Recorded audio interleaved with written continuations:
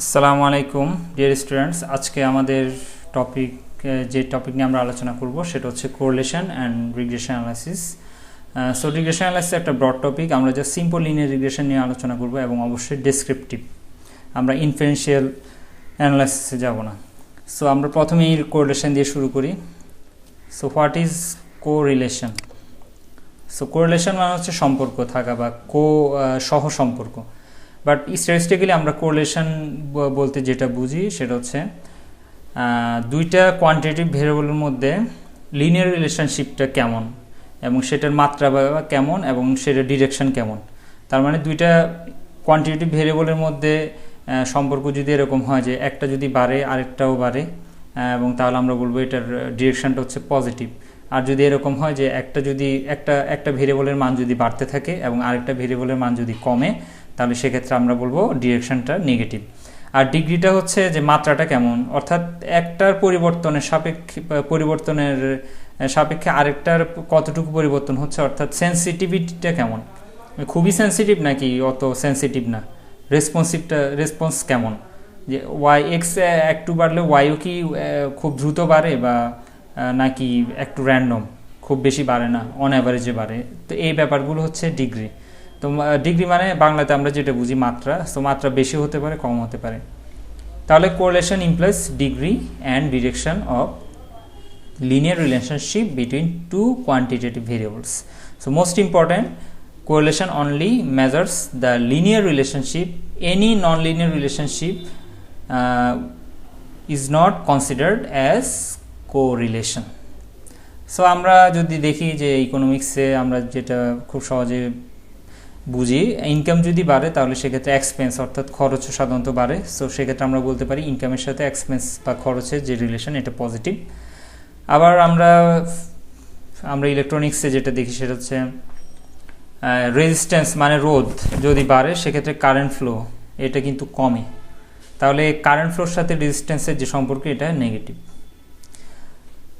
এখন আমরা correlation measure করার জন্য বা কোরিলেশন বোঝার জন্য গ্রাফিক্যাল যে টুল ইউজ করি, most important in modelling the relationship between variables, সেটা হচ্ছে স্ক্যাটার প্লট। তাহলে স্ক্যাটার প্লটটা আর কিছুই না, সেটা হচ্ছে আমরা একটা কোয়ান্টিটিভ ভেরিয়েবলকে এক্স অ্যাক্সিসে রাখবো, আরেকটা কোয়ান্টিটিভ ভেরিয়েবলকে ওয়াই অ্যাক্সিসে রাখবো। এরপর আমরা প্রত্যেকটা ভ্যালুর জন্য এক্সের প্রত্যেকটা ভ্যালুর জন্য ওয়াই কত সেটা আমরা জাস্ট প্লট করব। কার্তেশিয়ান পোলার কোঅর্ডিনেট যেটা বা কার্তেশীয় স্থানাঙ্ক ব্যবস্থা, এটাই মূলত স্ক্যাটার প্লট। তাহলে আমরা একটা স্ক্যাটার প্লট থেকে একটু ঘুরে আসি। সাধারণত একটা স্ক্যাটার প্লট থেকে আমরা খুব সহজেই বুঝতে পারবো যে দুইটা ভেরিয়েবলের মধ্যে রিলেশনটা কি লিনিয়ার নাকি নন লিনিয়ার, বা লিনিয়ার হলে সেটা কি পজিটিভ নাকি নেগেটিভ। জাস্ট আমরা ডিরেকশনটা বুঝতে পারবো এবং নেচারটা বুঝতে পারবো। আমি আবার বলি, স্ক্যাটার প্লট থেকে আমরা নেচারটা বুঝতে পারবো, কোরিলেশন আছে কি নেই, এবং ডিরেকশনটা বোঝা যাবে যে কোরিলেশন কি পজিটিভ নাকি নেগেটিভ। আমরা একটা এক্সাম্পল এখন দেখবো, সেটা হচ্ছে আমরা 6 student selected at random for example say, এবং তাদের ম্যাথমেটিক্স গ্রেড এবং স্ট্যাটিস্টিক্স গ্রেডগুলো হচ্ছে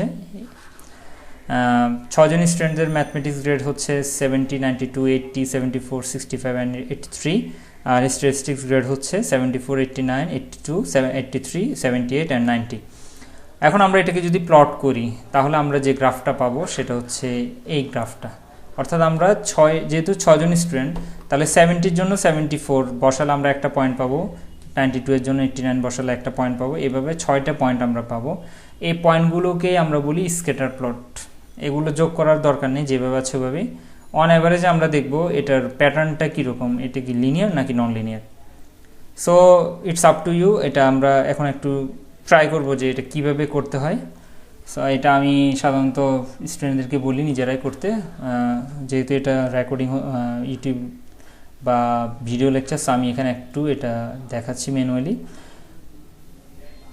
যাতে কোনো কনফিউশনই না থাকে।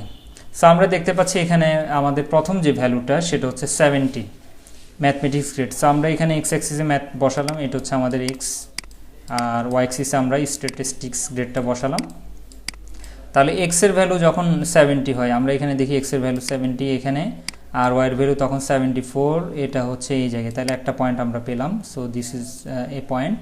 আবার 92 এর জন্য এখানে আমরা দেখতে পাচ্ছি x এর ভ্যালু 92 এবং 92 এর জন্য আমরা y এর ভ্যালু পাচ্ছি 89, 89 হচ্ছে 88 এবং 90 এর মাঝামাঝি, সো এই পয়েন্টটা আমরা পাচ্ছি।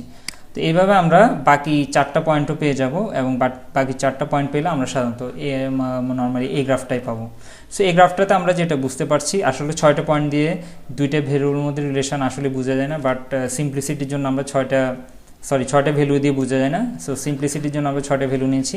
সো অন অ্যাভারেজে যদি আমরা চিন্তা করি যে এটা একটা লিনিয়ার প্যাটার্ন, অর্থাৎ এক্স বাড়লে ওয়াইও বাড়ে, অর্থাৎ ম্যাথমেটিক্স গ্রেড যাদের ভালো তাদের স্ট্যাটিস্টিক্স গ্রেডও মোটামুটি ভালো অন অ্যাভারেজে। সো আমরা বলতে পারি ম্যাথমেটিক্স গ্রেড এবং স্ট্যাটিস্টিক্স গ্রেডের সাথে রিলেশনটা পজিটিভ। ওকে, এখন আমরা টাইপস অফ কোরিলেশন এবং স্ক্যাটার প্লট কেমন হতে পারে সে সম্বন্ধে একটু দেখব। সাধারণত আমরা কোরিলেশন যখন স্টাডি করি তখন সাধারণত আমরা এই 3 ধরনের কোরিলেশন স্টাডি করি। একটা হচ্ছে পজিটিভ কোরিলেশন, আর একটা হচ্ছে নেগেটিভ কোরিলেশন, আর একটা হচ্ছে পারফেক্ট কোরিলেশন, আর ফাইনালি আমরা যেটা বলি কোনো কোরিলেশন নেই, নাল বা zero correlation. So positive correlation আমরা যেটা বুঝি সেটা হচ্ছে এক্স যদি বাড়ে অন অ্যাভারেজে ওয়াইও যদি বাড়ে, আর নেগেটিভ হচ্ছে এক্স বাড়লে ওয়াই কমবে অথবা এক্স কমলে ওয়াই কমবে, অর্থাৎ বিপরীত অন অ্যাভারেজে। বাট পারফেক্টটা কি আসলে? পারফেক্ট কোরিলেশন হচ্ছে আমরা যেটা বুঝি যে কোন একটা ভেরিয়েবল যে রেটে বাড়ে অন্য একটা ভেরিয়েবলও একই রেটে বাড়ে, অর্থাৎ রেটটা সবসময় কনস্ট্যান্ট থাকে, তখন আমরা সেটাকে বলি পারফেক্ট কোরিলেশন। তো পজিটিভ কোরিলেশনের মধ্যে আমরা পারফেক্ট পজিটিভও হতে পারে, আবার নেগেটিভ কোরিলেশনও পারফেক্ট নেগেটিভও হতে পারে। আর নাল বা জিরো কোরিলেশন হচ্ছে যখন দুইটা ভেরিয়েবলের মধ্যে কোনো লিনিয়ার রিলেশনশিপ থাকে না। আমি আবারও বলছি, যদি দুইটা ভেরিয়েবলের মধ্যে কোনো লিনিয়ার রিলেশনশিপ না থাকে তখন আমরা সেটাকে বলি দেয়ার ইজ নো কোরিলেশন। অথবা অন্য প্যাটার্নও হতে পারে, সেটা আমরা কিছু স্ক্যাটার প্লট দেখলে বুঝবো যে কখন জিরো বা নাল হতে পারে। বাট আমরা যেটা নর্মালি বুঝি সেটা হচ্ছে দুইটা ভেরিয়েবলের স্ক্যাটার প্লট যদি আমাদের নন লিনিয়ার প্যাটার্ন হয় তাহলে সেক্ষেত্রে এই দুইটা ভেরিয়েবলের মধ্যে কোরিলেশন সাধারণত থাকে না।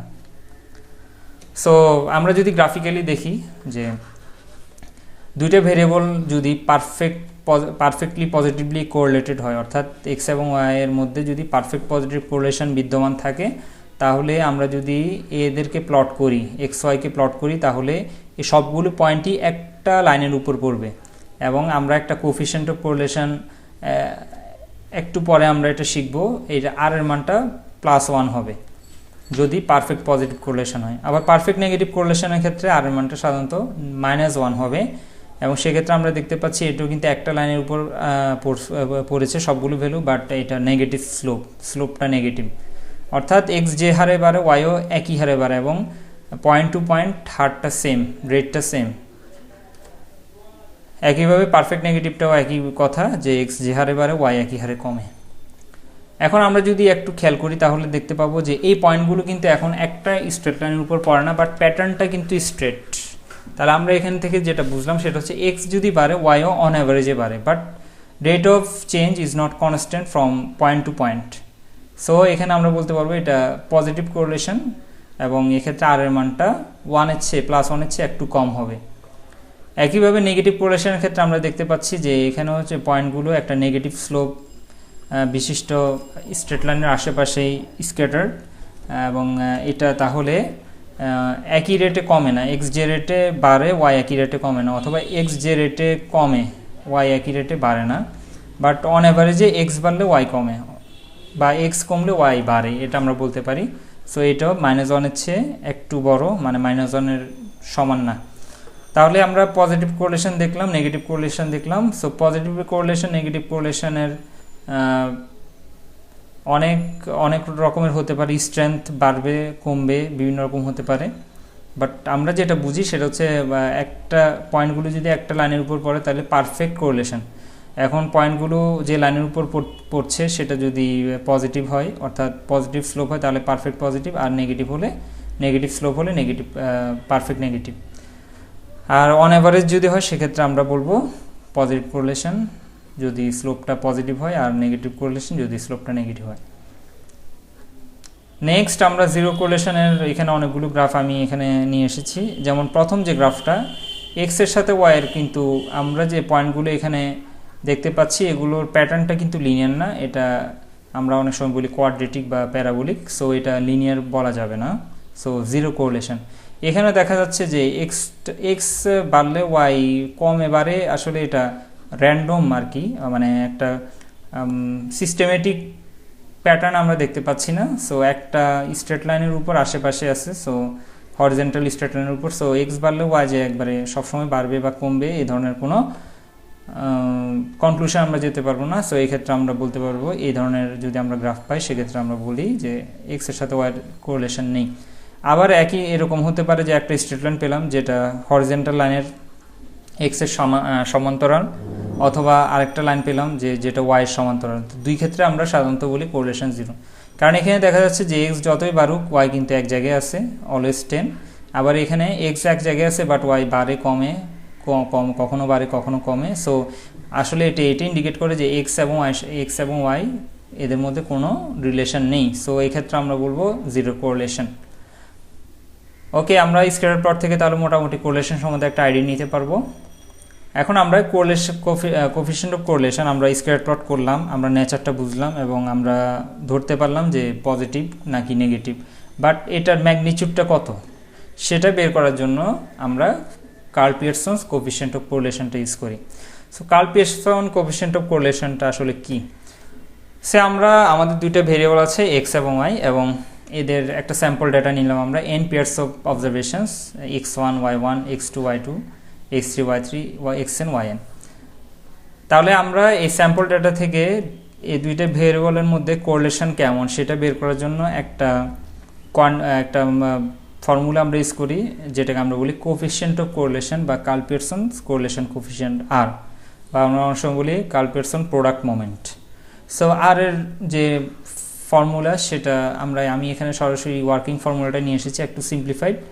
সো আর এর মানটা আমরা এভাবে বের করি n into summation x y minus summation x into summation y divide by root over n into summation x square minus summation x whole square into root over n into summation y square minus summation y whole square. Most important যেটা সেটা হচ্ছে আর এর ভ্যালুটা -1 থেকে +1 এর মধ্যে থাকবে, অর্থাৎ আর এর ভ্যালুটা সবসময় এই -1 থেকে +1 এর মধ্যে থাকবে, এর বাইরে যাবে না। এর বাইরে যদি যায় তাহলে বুঝতে হবে হয়তো ক্যালকুলেশনে কোনো সমস্যা হচ্ছে বা এটা আসলে এটা সম্ভবই না। আমাদের ডেটা যেভাবে থাক না কেন আর এর মানটা অলওয়েজ -1 থেকে +1 এর মধ্যে থাকবে। সো ইন্টারপ্রিটেশনটা আমরা কিভাবে করব? আমরা দেখতে পাচ্ছি আর এর মান সর্বনিম্ন -1 হতে পারে। সো -1 যদি আসে সেক্ষেত্রে আমরা বলবো দুইটা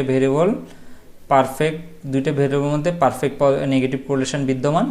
আর এর মান যদি -1 থেকে 0 এর মধ্যে থাকে তার মানে নেগেটিভ ভ্যালু থাকলে আমরা বলবো অন অ্যাভারেজে নেগেটিভ কোরিলেশন। আর এর মান যদি 0 হয়, আসলে থিওরিটিক্যালি 0 বলি বাট প্র্যাকটিক্যালি এক্স্যাক্টলি 0 না আসতে পারে, বাট 0-র কাছাকাছি ভ্যালু আসলে আমরা বলবো যে দুইটা ভেরিয়েবলের মধ্যে কোনো কোরিলেশন নেই। আর এর মান যদি 0 থেকে বড় এবং +1 এর মধ্যে থাকে তাহলে আমরা বলতে পারবো পজিটিভ কোরিলেশন, এবং আর এর মান যদি এক্স্যাক্টলি +1 হয় সেক্ষেত্রে আমরা বলবো পারফেক্ট পজিটিভ কোরিলেশন। সো এক্সারসাইজে যাওয়ার আগে আমি এই ব্যাপারগুলো একটু ম্যানুয়ালি আপনাদের সাথে শেয়ার করি। আমরা এখানে যদি গ্রাফে দেখি তাহলে আমরা যেটা দেখতে পারবো সেটা হচ্ছে আর এর ভ্যালু -1 থেকে +1 এর মধ্যে ভ্যারি করে, ওকে, এবং এখানে মাঝখানে একটা 0 থাকবে। সো এটা হচ্ছে আমাদের আর এর রেঞ্জ বা লিমিট। এখন আমরা যদি এখানে খেয়াল করি যে আর এর ভ্যালু যত -1 এর দিকে যাবে তত নেগেটিভ কোরিলেশনের স্ট্রেংথ বাড়বে, আর আর এর ভ্যালু যত +1 এর দিকে যাবে তত পজিটিভ কোরিলেশনের স্ট্রেংথ বাড়বে। উভয় ক্ষেত্রে আর এর ভ্যালু 0-র যত কাছাকাছি আসবে তত আমরা বলবো যে উইক কোরিলেশন বা কোরিলেশনের স্ট্রেংথ কমবে, সেটা নেগেটিভ দিক থেকে হোক অথবা পজিটিভ দিক থেকে হোক, দুদিক থেকে আর এর ভ্যালু 0-র কাছাকাছি যাওয়া মানে আমাদের দুইটা ভ্যালুর মধ্যে কোরিলেশন উইক। আর -1 এর যত কাছাকাছি হবে তত নেগেটিভ কোরিলেশনের স্ট্রেংথ বাড়বে, একইভাবে +1 এর যত কাছাকাছি হবে আর এর ভ্যালু তত পজিটিভ কোরিলেশনের স্ট্রেংথ বাড়বে। সাধারণত আমরা -0.5 হলে আমরা মডারেট নেগেটিভ কোরিলেশন বলি, আর এখানে যদি +0.5 হয় বা 5 এর চেয়ে একটু বেশি হয় তাহলে আমরা এটাকে বলি মডারেট পজিটিভ কোরিলেশন। সো -0.5 এর চেয়ে যত কমবে অর্থাৎ -1 এর দিকে যাবে তত স্ট্রেংথ বাড়তে থাকবে, +0.5 এর দিকে +0.5 থেকে +1 এর দিকে যত যাবে তত আমাদের পজিটিভ কোরিলেশনের স্ট্রেংথ বাড়বে। সো এই জিনিসটা আমাদেরকে মাথায় রাখতে হবে। ফর এক্সাম্পল আমি একটা ভেরিয়েবলের দুইটা ভেরিয়েবলের মধ্যে সে কোরিলেশন লিখলাম যে -0.97, আর দুইটা ভেরিয়েবল সে তাদের মধ্যে আমি কোরিলেশনের যে আর এর মান লিখলাম সেটা হচ্ছে 0.82। সো কোনটা বেশি স্ট্রং? আমরা যদি এভাবে চিন্তা করি যে এটা তো নেগেটিভ ভ্যালু, এটা ছোট, এটা পজিটিভ, এটা বড়, সে এটাই স্ট্রং, না, ব্যাপারটা তা না। আমাদেরকে দেখতে হবে -1 এর ক্লোজ, অর্থাৎ আমরা এখানে দেখতে পাচ্ছি যে -1 এর ক্লোজ কোনটা বেশি, এটা। সো এটার স্ট্রেংথ, অথবা আমরা সরাসরি এভাবে চিন্তা করব যে স্ট্রেংথ বোঝার জন্য আমরা অ্যাবসোলিউট যদি নিই ভ্যালু, আমরা যদি অ্যাবসোলিউট ভ্যালুটা নিই তাহলে এটার অ্যাবসোলিউট ভ্যালু কত? এটা হচ্ছে 0.97, আর এটার যদি অ্যাবসোলিউট নিই সেটা হচ্ছে 0.82। সো কোনটা বড়? স্বাভাবিকভাবে 0.97 বড়, তার মানে আর ইকুয়াল টু -0.97, এটার স্ট্রেংথ বেশি। দুইটা ভেরিয়েবলের মধ্যে নেগেটিভ কোরিলেশনের স্ট্রেংথ বেশি then that of this value. So আমরা ইন্টারপ্রেট করার সময় খুব কেয়ারফুলি ইন্টারপ্রেট করব। অনেক সময় আমরা যে আমরা হয়তো আই ইন্সপেকশনে আমরা দেখলাম যে আর এর ভ্যালু নেগেটিভ আসছে, সো এটা কি আসলে উইক? আসলে ব্যাপারটা তা না। জিরোর যদি কাছাকাছি হয়, সেটা যে দিক থেকে হোক না কেন, তাহলে আমরা বলবো উইক কোরিলেশন। সো আমরা আমাদের স্লাইডে চলে যাই। এখন আমরা একটা এক্সারসাইজ দেখব। এখানে আমি একটু কুইজ আকারে দুই একটা আর এর ভ্যালু এখানে নিয়ে এসেছি এটা ইন্টারপ্রেট করার জন্য। সো আমরা এখানে আর এর ভ্যালু, যদি কোশ্চেন হচ্ছে interpret the value of r. So r value 0 মানে দুইটা ভ্যালুর মধ্যে কোনো কোরিলেশন নেই। আর ভ্যালু -0.92 মানে হচ্ছে negative correlation, strong negative correlation exists between these two variable. R equals to 0.87 আমরা বলতে পারি strong positive correlation, R R equals to 1.12 this is not possible, so এটা আসলে meaningless.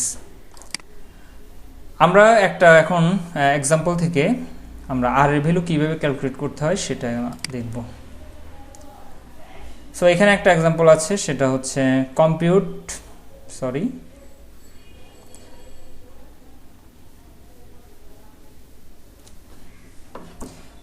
Six students selected at random. Their mathematics grade and statistics grades are, আমি আগের ডেটাটা এখানে নিয়ে এসেছি। তা আমাদের এখন এখানে কোশ্চেন হচ্ছে compute coefficient of correlation between mathematics grade and statistics grade.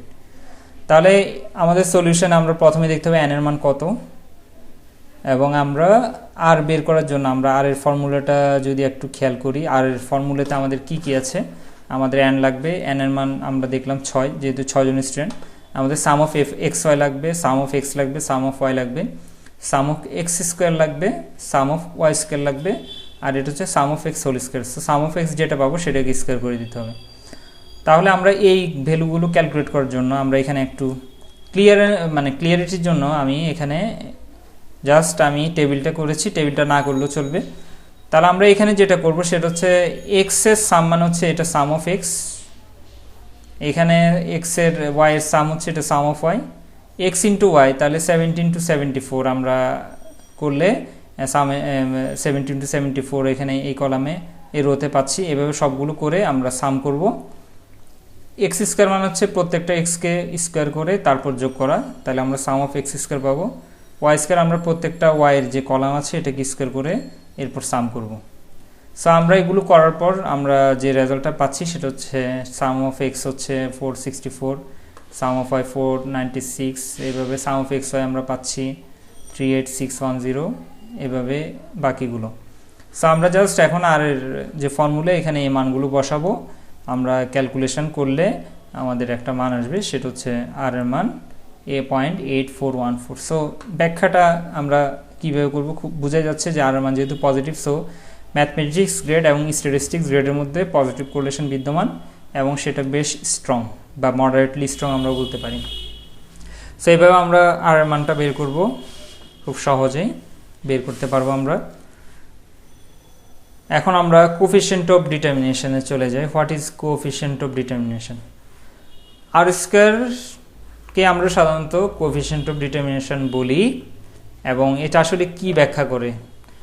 It explains the amount variation or amount of variation in y due to x, অর্থাৎ এক্স এর কারণে ওয়াই এর মধ্যে কতটুকু ভেরিয়েশন, এটা মূলত আর স্কয়ার মেজার করে। তাহলে আমরা একটা এক্সাম্পল দিয়ে আর স্কয়ারটাকে ব্যাখ্যা করার চেষ্টা করি। সে আমাদের দুইটা ভেরিয়েবলের মধ্যে আর এর ভ্যালু হচ্ছে 0.96, সো আর স্কয়ার আমরা পাচ্ছি 0.96কে আমরা স্কয়ার করলে যে ভ্যালুটা পাবো সেটা হচ্ছে 0.9216। Based on the value of r square equals to 0.9216, we assert or we can say that 92.816% of the variations of y can be explained by x.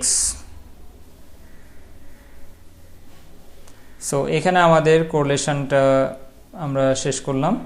So আমরা পরবর্তী ভিডিওতে রিগ্রেশন অ্যানালাইসিসটা দেখব এবং সিম্পল লিনিয়ার রিগ্রেশনটা মূলত আমরা দেখব। রিগ্রেশনটা যেহেতু একটা ব্রড টপিক, সো আমরা সিম্পল লিনিয়ার রিগ্রেশনটা দেখব, কারণ এখানে ব্রড টপিক, এটা খুব বেশি ডিটেলস আলোচনা করা সম্ভব না। So thank you very much.